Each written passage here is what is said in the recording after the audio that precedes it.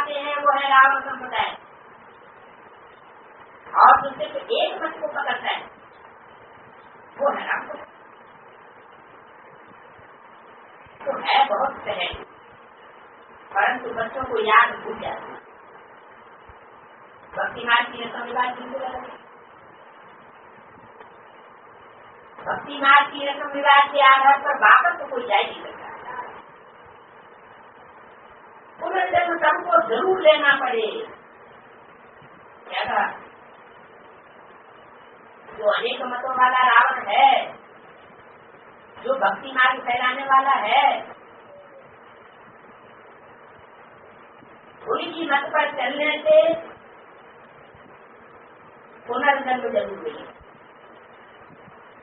हद का पुनर्जन्म, शरीर छोड़ा, फिर नया शरीर लिया, नया चूल्हा लिया, और ब्राह्मणों की दुनिया में है बेहद का जन्म पुनर्जन्म। ये कौन सा होता है? अभी अभी बाप को एक बाप को पहचाना, निश्चय हुआ, बच्चे बने, और अभी अभी किसी और की बातों पर निश्चय कर लिया और बाप को भूल गए, तो जैसे कि बच्चे हो गए। नए बाप के घर में बच्चे ने जन्म ले लिया तो जन्म मरण का चक्र आ गया।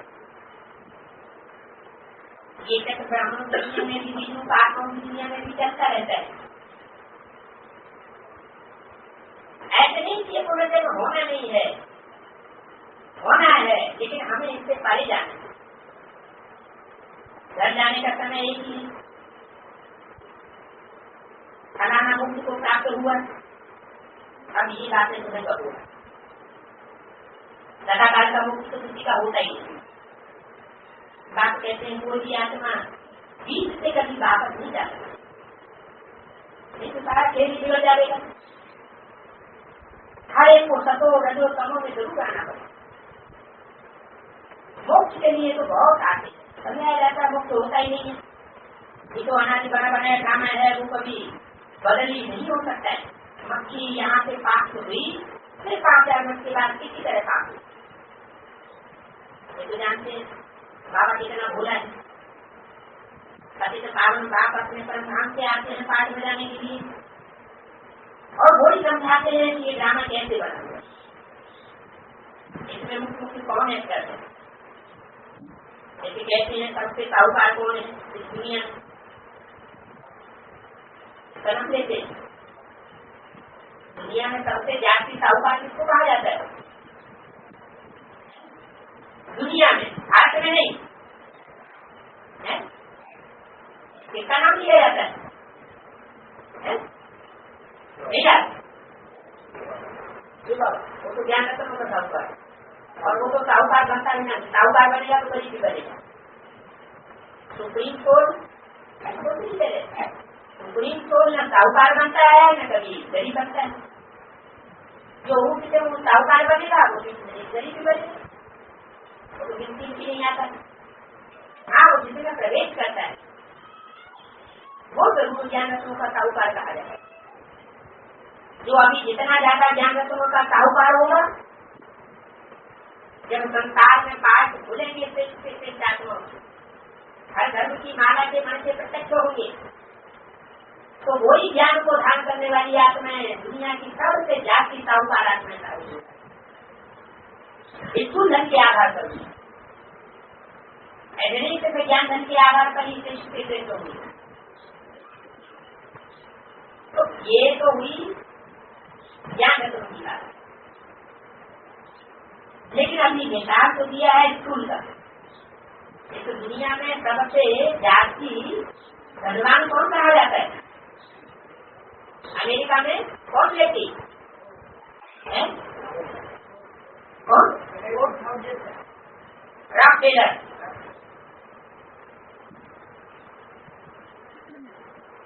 तो उन साहूकारों में नंबर 1 नाम निकालते हैं ना, तुम जानते हो सबसे साहूकार कौन है? वो कहेंगे अमेरिका है? वो कहेंगे, तुम नहीं कहोगे। वो क्या कहेंगे? वो कहेंगे अमेरिका है। वो ना जो रावण के बच्चे हैं वो अमेरिका है। और बाबा ने अमेरिका का क्या बताया, मेरे का जैसे कोई बच्चा है बाप की गोदी में आने से झिझकता है, समझता नहीं तो सौतेला बच्चा हूँ, तो बाप की गोद में कैसे जाऊं, तो बाप को बुलाते हैं, तुम मेरे हो क्या या माया के हो।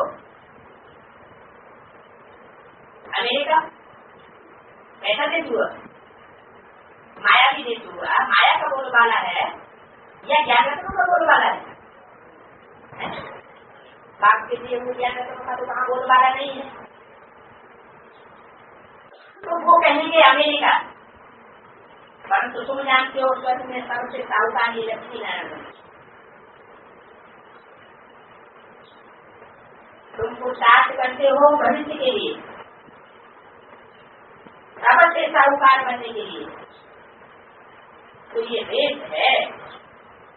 इन लक्ष्मी नारायण जैसा साहूकार कोई होगा नहीं। होगा क्या? जीवन में रहते रहते ही ये सब कुछ देखना है क्या, कि आने वाली नई दुनिया में सबसे जागती साहूकार कौन होगा? विश्व का मालिक होगा, वो सबसे ज्यादा साहूकार भी होगा। सत्य के आखिरी जन्म के हिसाब से तो होगा नहीं। हर युग के आखिरी जन्मों में फेर बदल हो जाती है। साहूकार कोई और होते हैं और राज्य करने वाले कोई और होते हैं। जैसे अभी कहीं काम चल रहा है, तो जो उनकी स्टेज पर बैठने वाले दिलचस्प बनते हैं, उनके पास इतना धन नहीं होता। वो किसके धन के आधार पर आधारित होते हैं? बिरला, टाटा, डालमिया, इनके धन के ऊपर आधारित होकर के दिलचस्प बन जाते हैं। तो जो राजाएं बनते हैं उनके पास धन नहीं होता। साहूकार कोई दूसरे और राज्य करने वाले दूसरे, सरकार। ऐसे सतयुग में भी होता है। सतयुग में जो आखिरी नारायण होगा वो इस समय भी शूटिंग कर रहा होगा। ब्राह्मणों की दुनिया में भी जो आखिरी नारायण होगा इस समाज धर्म से कनेक्टेड, उसके पास ज्ञान की पूंजी नहीं होगी। ज्ञान की पूंजी कौन सी आत्मा तो रह गई होगी? राम वाली आत्मा। वो इस समय सबसे जागती साहूकार होगी, सबसे जागती साहूकार बनने की शूटिंग कर रही होगी। और जो आखिरी नारायण है सत्य का, वो बिल्कुल कंगाल, ऐसा कंगाल जिसको ढेर सारी मिल्कियत उधार लेनी पड़ती है राज्य चलाने के लिए। उसका अंजाम क्या होता है? लास्ट में ये अंजाम होता है अगर किसी के ऊपर ज्यादा कर्जा चढ़ जाता है तो उसको अपनी सारी राजाई उस कर्जे में भर करके देनी पड़ती। नारायण का राज्य खराब हो जाता, सत्य की आंख में जन्म और राज्य किसका शुरू होता है। आज में नारायण का बच्चा राजा नहीं बनेगा, कौन बनेगा? राम वाली आत्मा साहूकार घराने की वो जाकर के राजा। यहाँ भी स्थिति ऐसे होती है, वहाँ भी ऐसे होगा। तो हर युग के अंत में ये स्थिति बदल जाती है। तुम पुरुषार्थ करते हो भविष्य के लिए। इन लक्ष्मी नारायण जैसा साहूकार कोई होगा क्या? अल्लाह रावण जी की स्टोरी बनाते हैं। स्टोरी अल्लाह मन सबसे ऊंचा है, दुनिया में कौन है उसकी। और अव्वल दीन माना धर्म,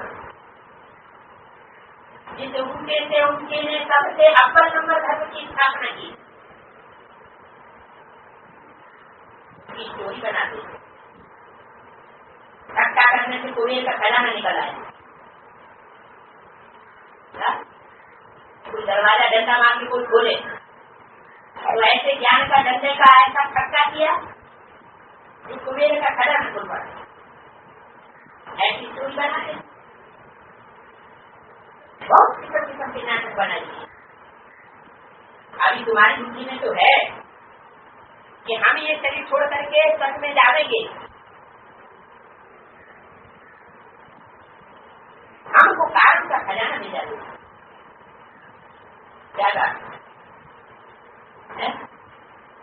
तो बाकी से तथागत तो ब्रह्मा कुमारी में क्या समझ लिया कि हम स्वर्ग में कब जाएंगे, ये शरीर छोड़ के जाएंगे या फिर शरीर रहते जाएंगे। समझ लीजिए शरीर तो छोड़ना ही पड़ेगा स्वर्ग में जाने के लिए, इस शरीर के साथ तो स्वर्ग में नहीं जाएगा। लेकिन मुरली में दूसरी बात दूसरी तरफ बोला हुआ है कि शरीर छोड़ना कौन चाहते, शरीर तो कोई नहीं छोड़ना चाहता। तो बच्चों को बाप ने बताया है कि जीते जी तुमको यहाँ मरना है, शरीर से मरना नहीं सिखाया। आप कौन सा मरना बताते, जीते जी तुमको मरना है, शरीर से मरने की बात नहीं। तो ये शरीर छोड़ करके जाने के का क्या मतलब हुआ, शरीर से छोड़ करके शरीर में जानेंगे, यह पूर्ण रूप से शरीर छोड़ना पड़ेगा। बुद्धि से शरीर का महत्व हम छोड़ देंगे। जब तक बुद्धि से इस देह भान का महत्व नहीं छोड़ा, देह भान को नहीं छोड़ा, तब तक हम स्वर्ग की सुख की दुनिया में ऐसे वाइब्रेशन में जा नहीं सकते। हमको कारण का खजाना मिल जाएगा। देह भान में रहेंगे तो न स्थूल कौरव का खजाना मिलेगा और न सूक्ष्म मिलेगा, न हद का मिलेगा न बेहद का मिलेगा। अगर हम आत्मिक स्थिति में स्थित हो जाएंगे तो जरूर मनन चिंतन मंथन में चल पड़ेगा। मनन चिंतन मंथन चला माना बेहद का खजाना मिला, और देह के संबंधियों का ही मनन चिंतन मंथन चलता रहे तो न हद का मिला और न बेहद का मिला। आप कहते हैं मुझे याद करने से माया एकदम भाग जाए,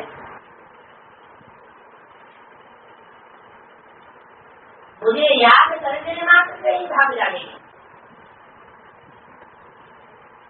और रावण को याद करने मात्र से ही आ जाएगी। बाप को याद नहीं करते हो तो माया से तुमको बहुत डरेगा। कहते हैं बाबा हमको माया के तूफान बहुत आते हैं। क्यों आते हैं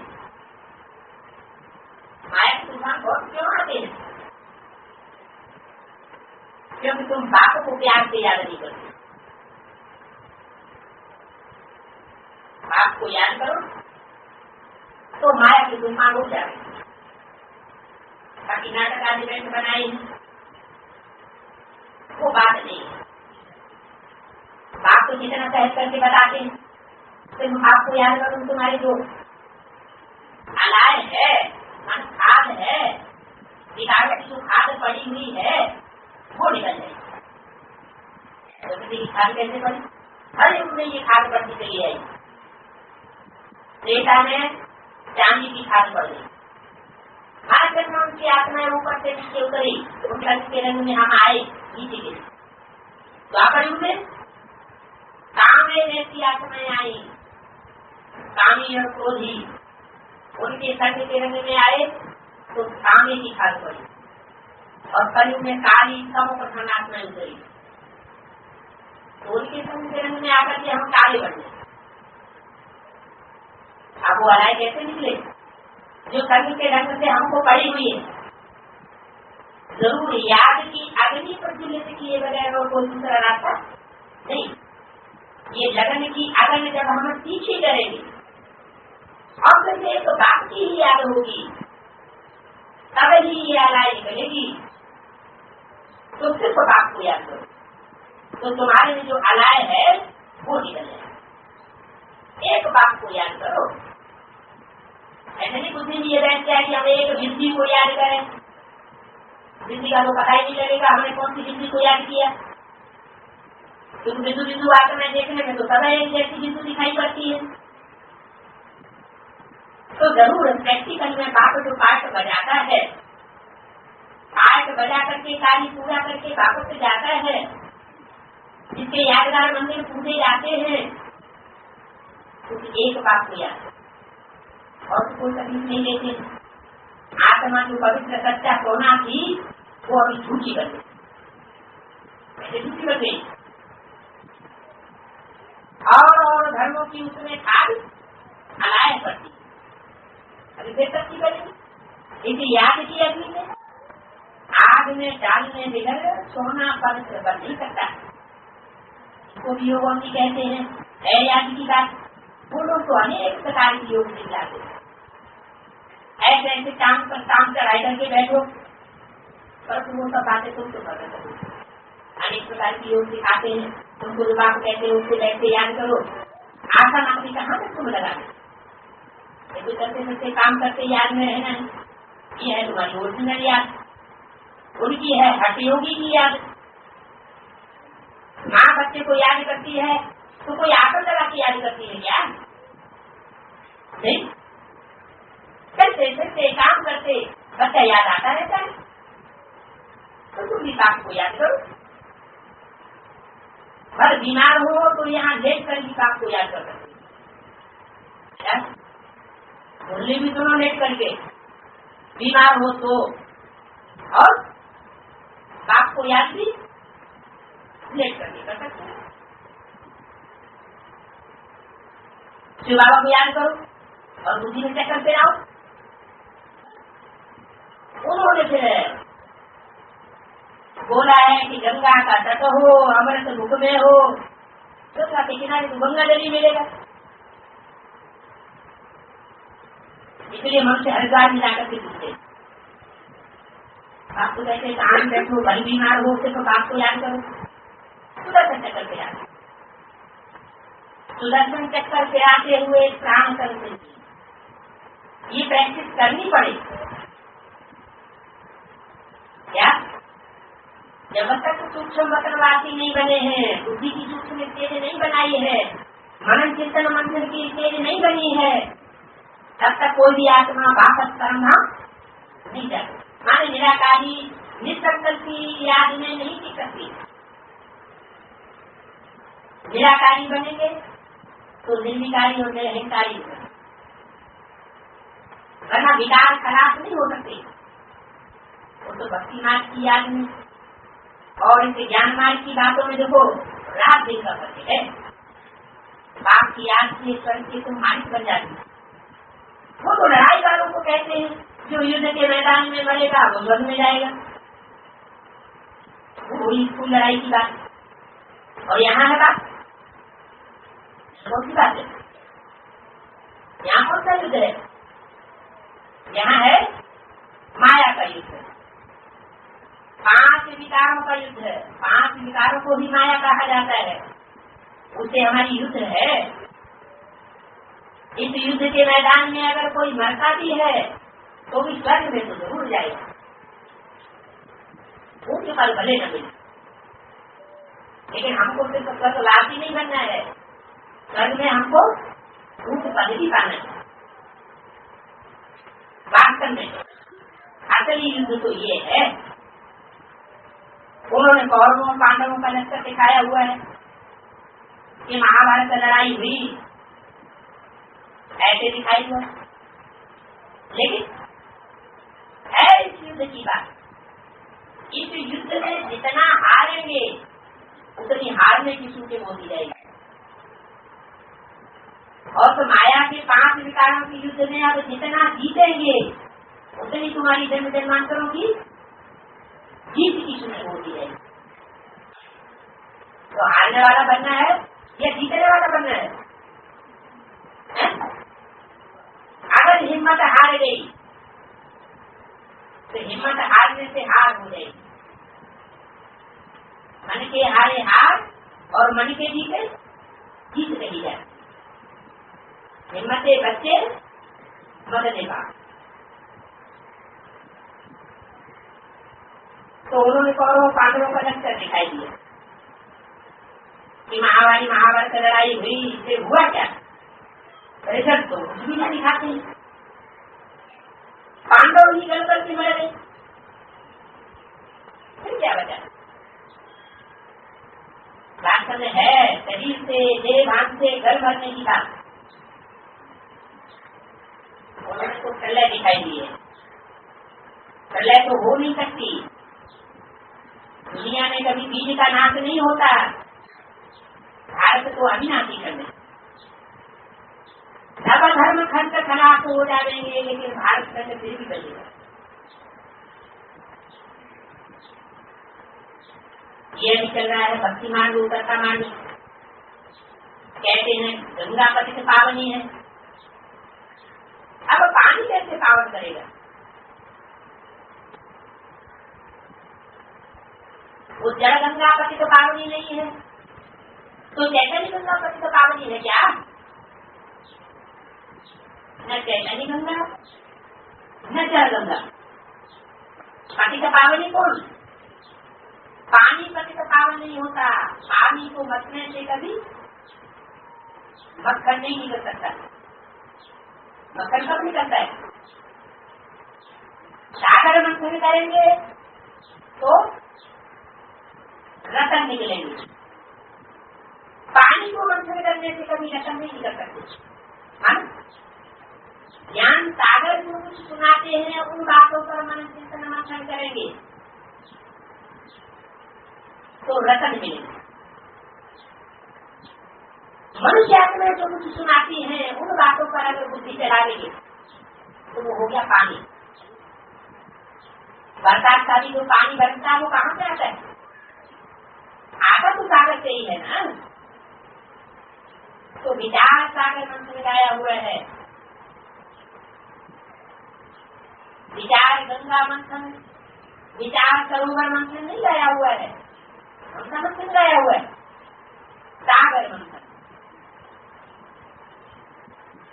ये सब शरीर कहाँ तक गंगा में पड़ते हैं? सारे शरीर गंगा में पड़ सकते क्या? पवित्र हो सकते हैं क्या? कुछ भी समझते नहीं है, इसलिए अज्ञान अंधेरा कहा जाता है। बाप पे रोशनी करने आए नहीं, उनको ज्ञान का सागर नारिपुर कहा जाता है। अभी तुमको तो सारा ज्ञान वो है मूल वतन, जहाँ तुम आत्मा है और कुछ नहीं। 5 तत्वों का शरीर या शरीर के संबंधी कुछ भी नहीं है वहाँ। सिर्फ क्या है? सिर्फ आत्मा। मैं ज्योति बिंदु आत्मा, सुप्रीम कोर्ट ज्योति बिंदु आत्मा। और जिससे भी बात करें, जिसको भी देखें, वो क्या दिखाई पड़े? ज्योति बिंदु आत्मा। तो आत्मिक स्थिति वालों का जो संगठन है वो हो गया कर्मधानी स्थिति। वहाँ तुम आत्मा रहती हो, ये वाणी वहाँ नहीं रह सकते। उनको ब्रह्मांड भी कहा जाता है। वहाँ तुम आत्मा रहती हो, यहाँ भी मुझे मिलते हैं तो बाप के साथ साथ तुम आत्माओं की भी पूजा होती है। तो पूजा होती है। यादगार बनाई हुई है रुद्र ज्ञान यज्ञ। तो रुद्र ज्ञान यज्ञ में वो तो गीता बैठ पढ़ते हैं, शास्त्र पढ़ते हैं। रास्ते में है ये रुद्र ज्ञान। रुद्र की भी पूजा होती है तो तुम्हारी भी पूजा होती है, लेकिन किस स्टेज में? स्टेज कैसी बनी हुई हो? निराकारी। निराकारी स्टेज बनी हुई होगी तो मन चिंतन मंथन भी चले। जितना जितना हम बीज रूप स्टेज में टिकने का पुरुषार्थ करते हैं, बीज रूप बाप को याद करने का पुरुषार्थ करते हैं, उतना मन चिंतन मंथन स्वतः ही होता जाता है। तार में जाने की प्रैक्टिस नहीं करनी होती है। तार में टिकने की प्रैक्टिस करेंगे, बिंदु में टिकने की प्रैक्टिस करेंगे तो विचार स्वतः ही होता है। विचार का मंथन स्वतः ही चलता रहेगा।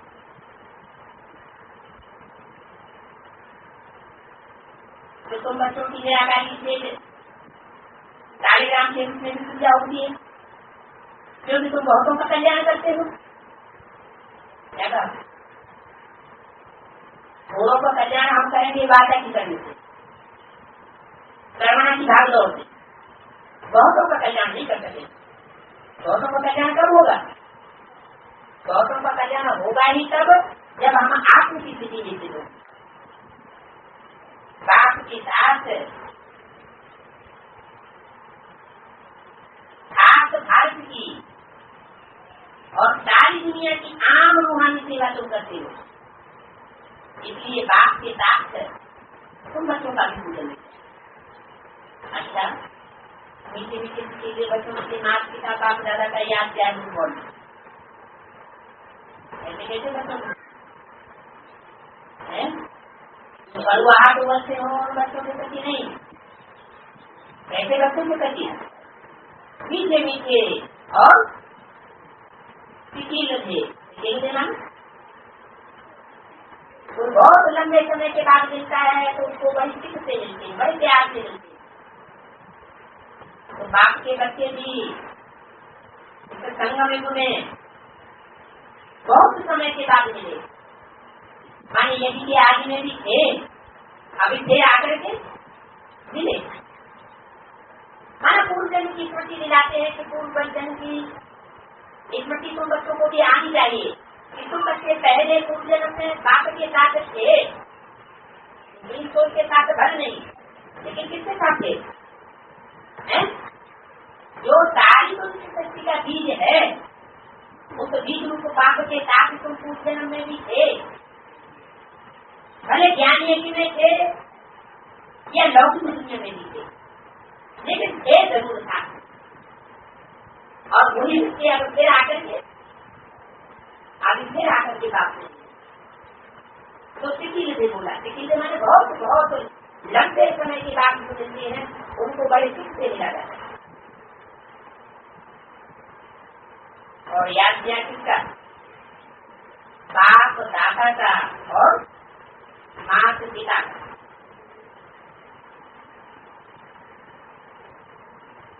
मात पिता का क्यों कहा? मात पिता का याद किया, गुड मॉर्निंग क्यों कहा? गुड मॉर्निंग, गुड इवनिंग कभी कहा? गुड नाइट कभी कहा? अभे कवाणी में गुड नाइट नहीं कहा,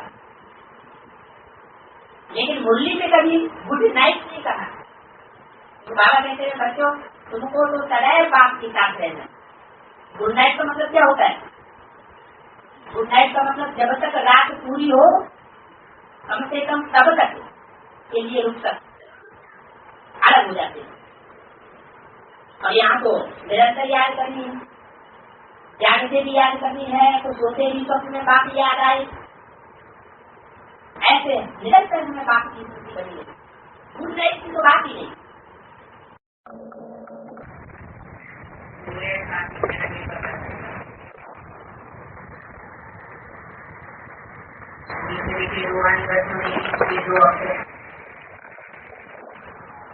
बच्चों को सावधानी मिलती है,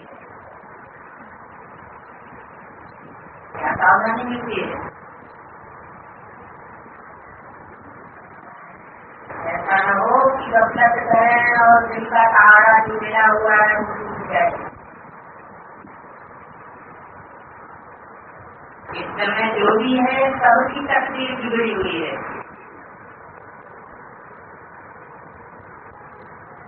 सिवाय तुम ब्राह्मणों के, तुम्हारी है वो बिगड़ी से सुधर रही है। आपको कहा जाता है तकदीर बनाने वाला। तुम जानते हो कि बाबा कितना मीठा है। बाबा आपसे बड़ा मीठा, बाप से सब आत्मा को वर्षा मिलता है। तो आपके बच्चों को वर्षा मिलता है, बच्ची को नहीं मिलता है।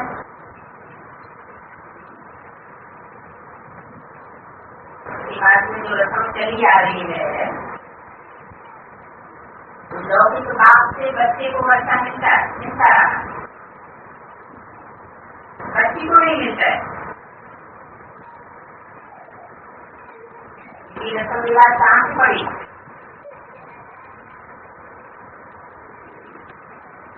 बाप के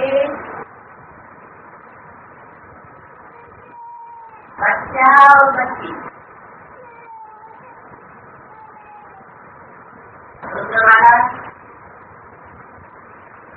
बाप की माला।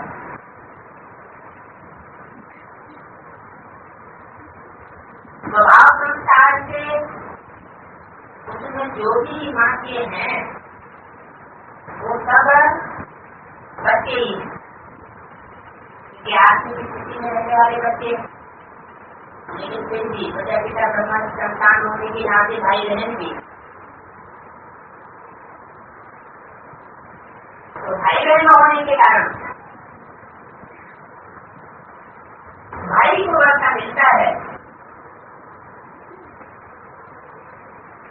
और बहन को वर्षा नहीं मिलता। कैसे? रुद्रमाला के जो पहले ऊपर के दो मटके हैं, एक जगत पिता और दूसरा जगत माता, दोनों ही बाप के बच्चे। लेकिन माता का जो कार्य है वो बच्चों की परवरिश करने के लिए,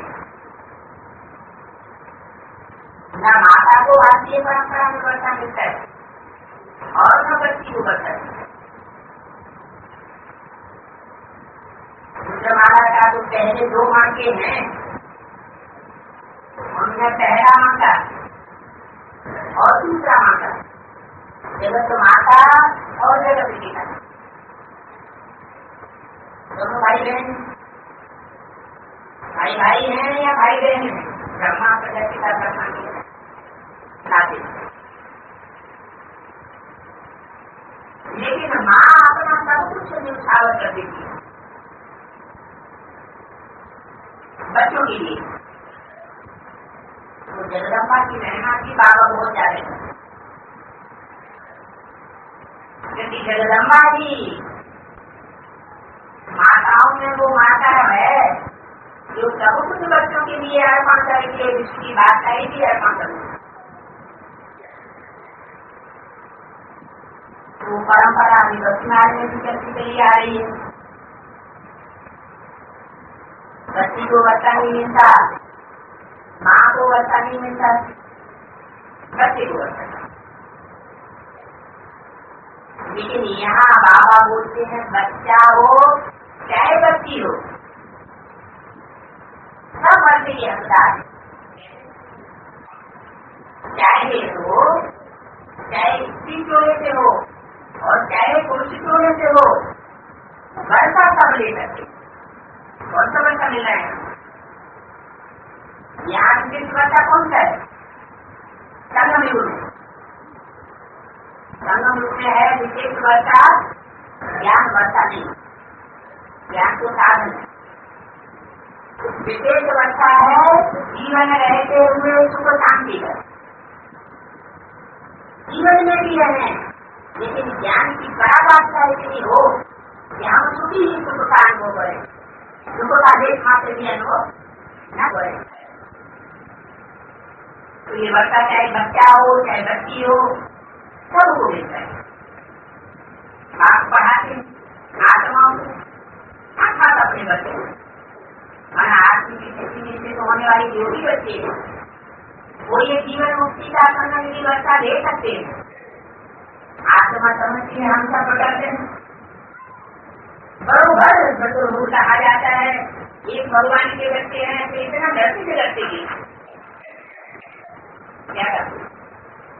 बाबा ने एक प्रश्न डाल दिया, बच्चे तो भगवान के हैं, फिर आपस में मन मुटाव क्यों होता है, इतना लड़ाई झगड़ा क्यों, इतना आपस में इच्छा क्यों है? सब आपस में लड़ते हैं। भगवान के बच्चे हैं तो एक होने चाहिए, क्यों लड़ते झगड़ते रहते हैं? कारण क्या है? रुद्रमाला के नाकों के लिए बोला कि दिल से आपस में मिले हुए नहीं हैं, लेकिन मजबूरी से मिले हुए। क्यों? आपने जन्म जन्मांतर के राजाएं हैं, वो भारत के राजाएं जो आपस में सर्व करते रहे देशक जन्म। तो जब तक संतान स्थिति नहीं बनी है तब तक ये मूर्ख उत्सव देखने में आती रही, संसार टकराते रहेंगे। माना अभी भगवान के पूरे पूरे बच्चे नहीं बने। जब भगवान के निश्चय बुद्धि पक्के बन जाएंगे फिर टकराहट समाप्त हो जाएगी, परमाती का अवस्था हो जाएगी। अनेक धर्म अनेक मते हैं और मुझे था तो रावण राज्य में लड़ाई करेंगे। रावण राज्य में है तो सब रावण के प्रभाव विकारों की प्रवेशता है। काम विकास पर भी कितना लड़ाई झगड़ा होता है। ऐसे बहुत राजाओं ने लड़ाई की। कैसे काम विकास के ऊपर राजा ही भी खराब कर दी। काम के लिए बहुत लड़ और कितने खुश होते हैं। कोई के साथ दिल लग जाती है तो मार भी देते। काम महाराज इसके नाम भी बहुत चलते। इसको विक्र भांड गंध क्या क्या नाम रखते। क्रोधी कहेंगे तो लोभी कहेंगे। काम के बहुत नाम रखते। इसलिए कहा जाता है अमृत तोड़ विक्र काहे को खाए। शास्त्रों में अमृत का नाम लिख दिया। दिखाते सागर मंथन किया तो अमृत निकला। कैसे निकला? ज्ञान सागर परमात्मा के महावाक्यों का आरोहण किया मन के अंदर, मंथन किया तो अमृत निकला। कलश लक्ष्मी को दिए गए। जो ज्ञान का कलश निकला, अमृत कलश निकला, वो किसको दिया गया?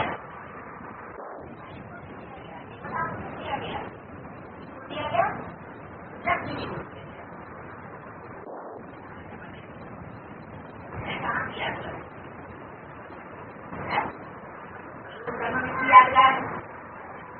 संगम में ही जो ज्ञान कलश निकलता है विचार सागर मंथन के बाद, भले असुरों ने और देवताओं ने विचार सागर मंथन किया, असुरों और देवताओं ने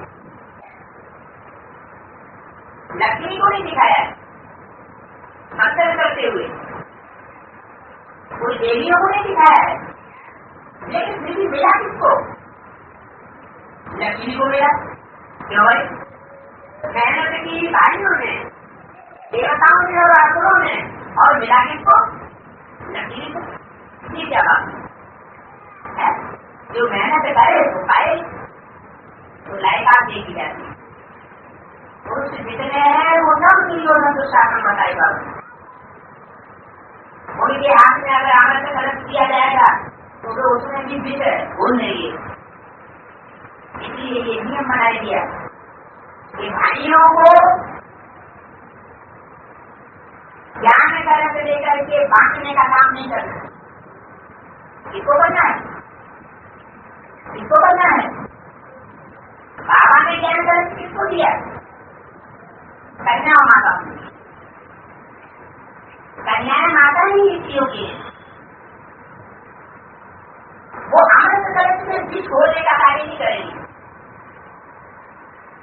तो बाबा ने जो नियम बनाया हुआ है उस नियम को हमें चालू रखना है। अगर हम अपना उत्थान चाहते हैं तो, और अगर यूनिटी तोड़ना चाहते हैं मनुष्यों की मत और उससे चाहे वो बेसिक नारी वाले हों संगठन और चाहे एडवांस पार्टी के संगठन हो, जहाँ जहाँ कहीं भी ऐसा कार्य होगा तो संगठन टूटेगा। बाबा ने बोला भगवान के बच्चे हैं तो इतना डरते झगड़ते क्यों हैं? भगवान के बच्चों को डरने झगड़ने की दरकार है क्या? शास्त्रों में तो कहानियां बताई दी। इतने भी बड़े से बड़ी बात है कर्म व्यापी की शांत बात कर जाती है। और गीता का भगवान कौन? ये भी एक झगड़ा। गीता का भगवान कृष्ण बना ब्रह्मा आपका शिव और पतित पावन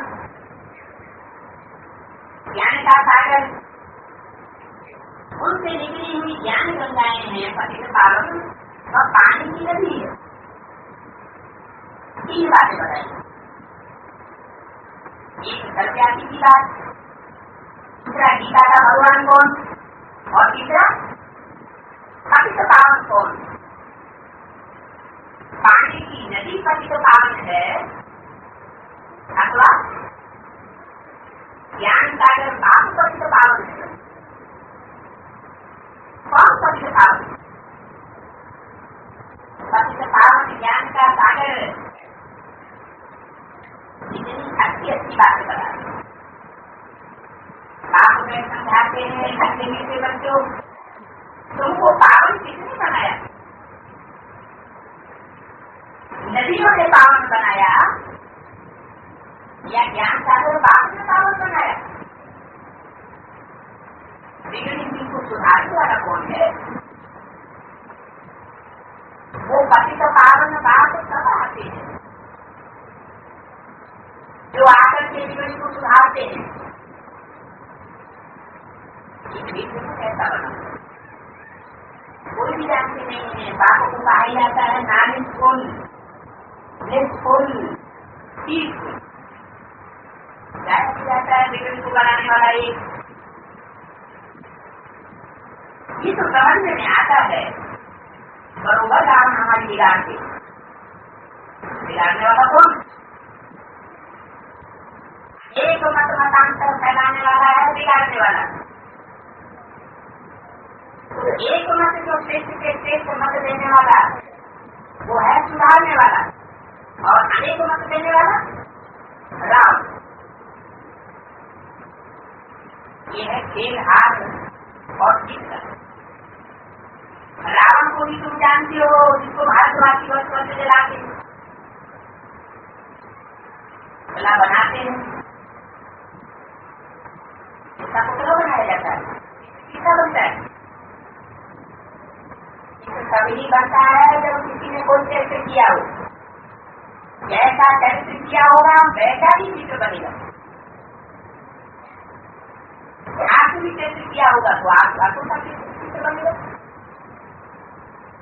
दैवी चरित्र किया होगा देवता का चित्र बनेगा, देवी का चित्र बनेगा। उस चित्र को बनाकर रखिए, वर्ष जलाते किया गया, वर्ष जलाने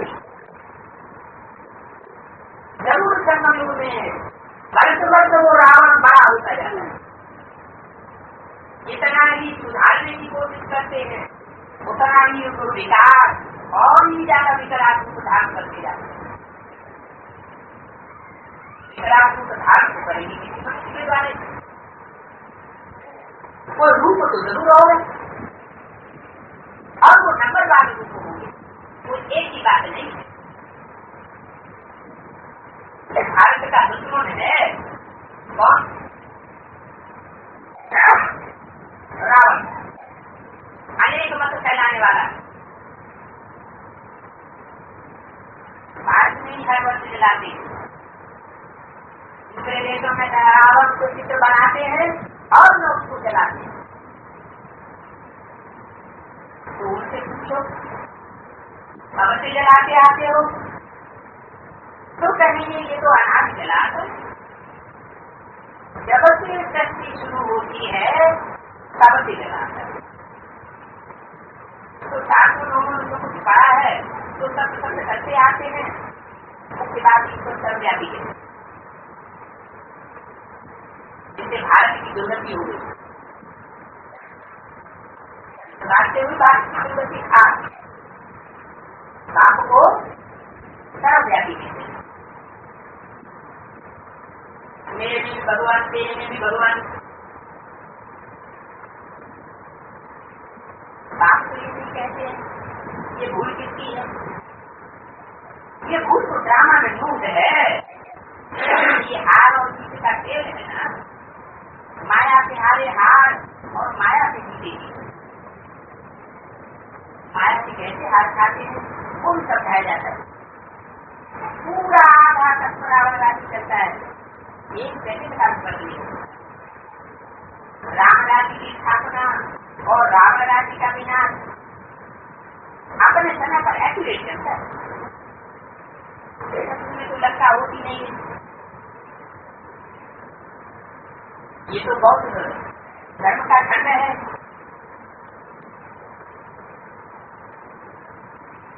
पढ़ लेने की बुद्धि में रह जाता है कि लंदन एक तरफ है, अमेरिका एक तरफ है, तो पढ़ाई से बुद्धि का तारा खुलता है ना, रोशनी आती है। इसको ज्ञान का तीसरा नेत्र कहा जाता है। इसको चित्रों में देवी देवताओं को ज्ञान का तीसरा नेत्र, रोशनी देने वाला, सत्यलाइट देने वाला दिखाया जाता है। वास्तव में कोई स्कूल है, रोशनी है क्या? कौन सी रोशनी? ज्ञान की है, ज्ञान का तीसरा नेत्र कहा जाता है। दुनिया बहुत बातें नहीं कर क्या है? ब्राह्मणों की दुनिया में भी बेटे किनारे समझ लो भूमि है, वो नहीं समझ सकती कि ये तीसरा बेटे की बात की यादगार से जुड़ी। माना उनकी बुद्धि में चंचल का पाठ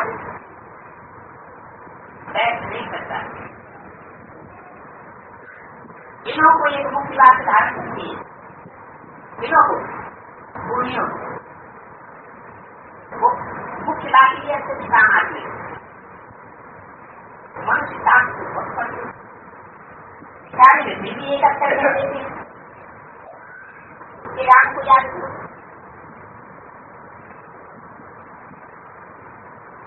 ऐसे नहीं कहते हैं कि शास्त्र बनाओ, क्या कहते हैं? या शास्त्र पढ़ाओ।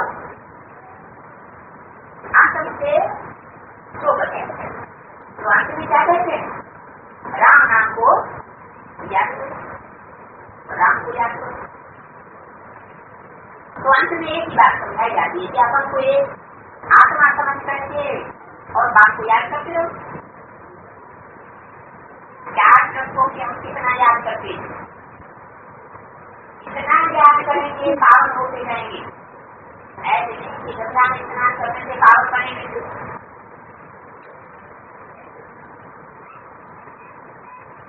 भक्तिमार्ग में रत्न कहाँ होगी? गंगा में स्नान करने की ये रस्म रिवाज शुरू कहाँ से होते? जरूर कर्मयुग से ही रस्म रिवाज शुरू होते। कर्मयुग में भी एक ऐसा पीरियड आता है जिसमें गंगाओं को ही पवित्र पावन समझ बैठती है। चैतन्य ज्ञान गंगाओं को भी पवित्र पावन समझ बैठती है। ज्ञान गंगाएं पवित्र पावन होगी या ज्ञान का जो राह पवित्र पावन है, दो नहीं हो सकते। जब निकालते हैं सबका बदल जाता है एक। तो ऐसे नहीं कि गंगा में स्नान करने से पावन बन जाएंगे। आत्मा की बात है, आत्मा ही पवित्र और आत्मा ही पावन बने। आत्मा एक विचार देती है, रहती है, कहते हैं आत्मा विचार अतिशुद्ध है। बात को समझ सकते हो। बात कहने में तत्व के कर्म में भी आता। उन्होंने भी कल्प अक्षर जो युग युग छोड़ दिया, कल्प अक्षर को छोड़ दिया और युग युग अक्षर को लिख दिया।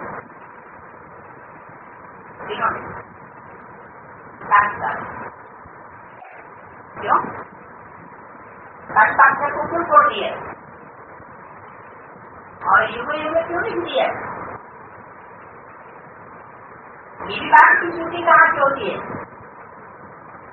इसकी भी छुट्टी संगम से होती है।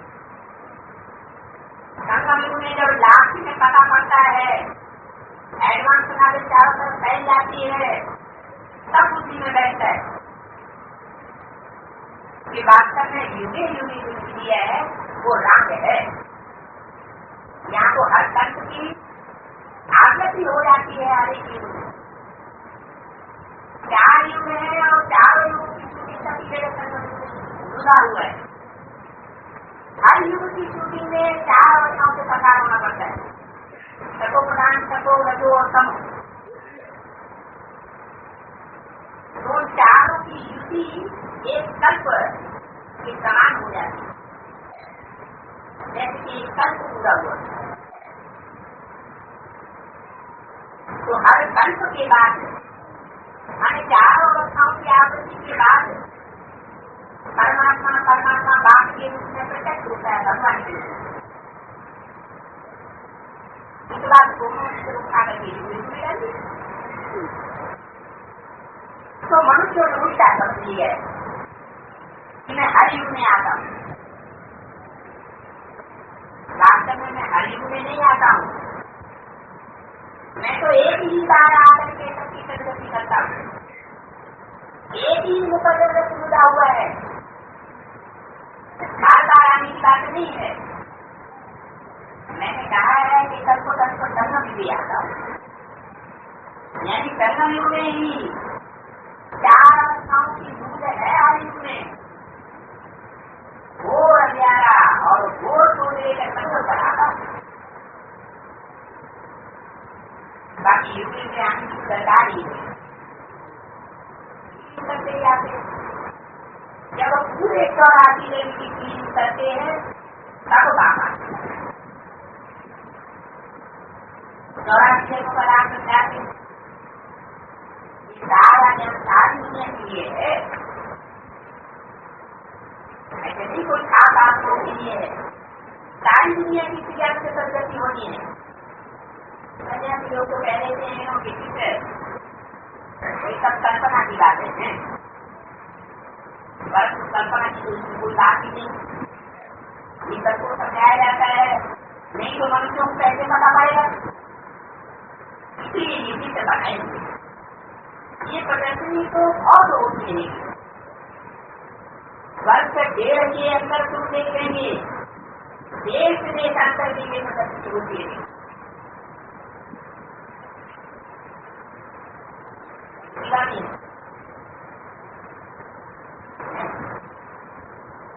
जब मामा ने कहीं छोड़ा था उसके बाद ये प्रदर्शनी तैयार हुई थी। मामा के शरीर छोड़ने के बाद ये वाणी भी चली थी, प्रदर्शनी की स्थिति से तैयार हुए। तो उस समय ये बोला गया कि वर्ष 1.5 के अंदर तुम देखने के देश देशांतर की प्रदर्शनी हो गई। हम सब सड़क नाटक में ये वाणी चलाई गई और आज तक के बाद बाबा ने शरीर छोड़ दिया। उसके बाद लंदन में सेवा चक्र खुला, विदेशों में सेवा शुरू हो गई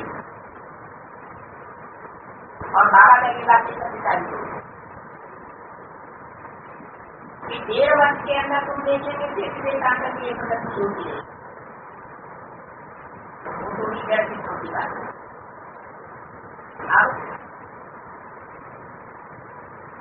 वहाँ तो बाबा ने स्कूल शरीर छोड़ दिया और यहाँ कौन से शरीर छोड़ने की बात है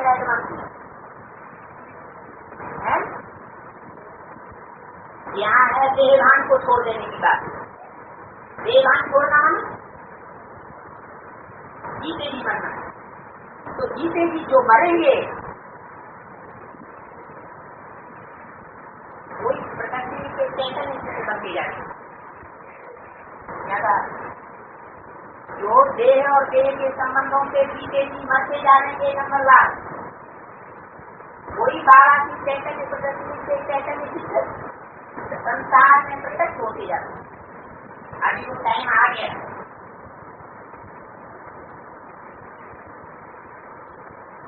उस समय भी यही पीरियड चल रहा था, नाटक से लेकर के आज तक के बीच का, और अब भी एडवांस में वो पीरियड आ गया। 98 से लेकर 98 तक का वर्ष 1.5 के अंदर तुम देखेंगे बात कहते हैं बहुत भारतवासी बच्चे हैं तो सब बच्चे ना, ये अनेक धर्मों का भाग है। आप समझाते हैं ये सब काम सीता पर बैठ करके जन्म है, सत्य में जो पहले पहले आते हैं कुछ पहले पहले द्वापर से लेकर कामाग्नि में जलते हैं। क्या बात, आप इस समय काम की ताकत है इसलिए काले हो गए हैं। अभी सदगति तो सभी की होनी तो वो निमित्त बन जाते हैं। क्या सबकी सदगति के तुम निमित्त बन जाते हो। निमित्त साकार में बनते हैं या निराकार और आकार में बनते हैं। निमित्त माना ही साकार, तुम्हारे पिछाड़ी में सबकी सदगति हो जाती है। तुम्हारी सदगति होती है तो तुम्हारे पिछाड़ी से सभी की सदगति हो जाती है। सभी की माना कितनों की सदगति भी दो प्रकार की। एक पुरुषार्थियों के शरीर रहते रहते सदगति तो 4.5 लाख की होगी, वो भी नंबरवार होगी। पहले एक की